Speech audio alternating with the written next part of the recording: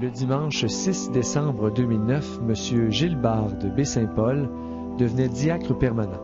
Cette célébration s'est déroulée à l'église Saint-Pierre et Saint-Paul de Baie-Saint-Paul. Monseigneur Gilles Lemay, évêque auxiliaire à Québec, présidait cette belle liturgie sacrée. Une foule impressionnante était là afin de vivre avec l'un des leurs le moment important de son ordination diaconale. Ça a été une célébration qui me remplit de grâce, qui me remplit aussi de beaucoup de choses, parce que il y avait beaucoup d'émotifs, mais il y avait aussi beaucoup de relations avec le Seigneur. Il y a des choses qui étaient même dans les litanies, là, c'était tellement priant. À un moment donné, les membres me tremblaient tellement que c'était beau. C'était beau, je me sentais au 7e ciel. Il y a déjà plus de 20 ans que M. Barre a ressenti l'appel au diaconat. Le premier appel, c'était en 1987, alors que j'avais été interpellé par un prêtre ici de la paroisse. Mais sauf qu'en 87, les obligations de mon travail professionnel m'empêchaient justement de suivre ça.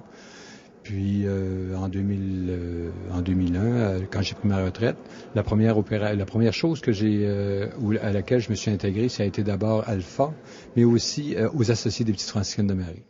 Comme à l'origine de la chrétienté, les diacres permanents assument un ministère important dans l'Église d'aujourd'hui et nos évêques diocésains ne manquent pas de manifester leur joie de les accueillir. C'est une joie profonde. C'est une action de grâce d'abord à Dieu, notre Père, à notre Dieu qui est Trinité d'amour.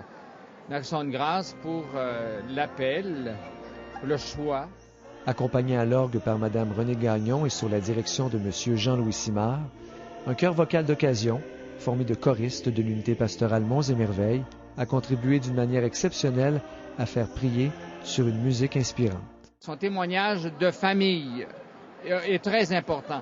Dans un monde aujourd'hui où beaucoup de familles sont éclatées, dans un monde où on n'attache plus d'importance à la fidélité conjugale, à la stabilité dans la famille,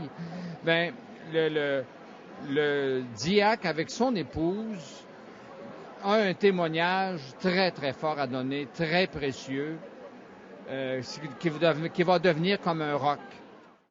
Au terme de cette célébration, un geste spécial de reconnaissance a été réservé à Mme Diane Gagnon, épouse du nouveau diacre, qui a su l'accompagner dans sa démarche vers le diaconat. Mme Barre redit un oui généreux à l'Église aujourd'hui, qui lui demande sa collaboration dans les mandats précis confiés à son époux diacre, travailler auprès des jeunes et s'impliquer dans la pastorale du baptême. Le Seigneur est le potier et nous sommes l'argile. Alors, je crois que durant toutes ces années, il nous a façonnés. Et puis, quand cet appel-là l'a frappé, il vient bâtir mon église, je dis frappé parce qu'il a été interpellé. Alors là, c'était vraiment là intérieurement. Là, c'était rendu chez moi ce choix-là que nous allions faire. Et puis, c'est un choix d'accompagnement. Et comme je l'ai accompagné tout au long de notre vie, alors c'est une continuité pour moi de cet accompagnement-là. En cette année sacerdotale 2009-2010, l'Église catholique de Québec a eu le privilège d'accueillir 2 autres nouveaux diacres permanents, M. André Bernier, accompagné de son épouse Doris Dumont, de la paroisse Sainte-Ursule de Québec, ordonné le 21 novembre dernier par Monseigneur Paul Lortie, évêque auxiliaire à Québec, et M. Régent Dion, accompagné de son épouse Marielle Côté, de la paroisse Notre-Dame de l'Annonciation de l'Ancienne Lorette, ordonné le 29 novembre 2009, des mains de Monseigneur Gérald Cyprien Lacroix, également évêque auxiliaire de notre diocèse.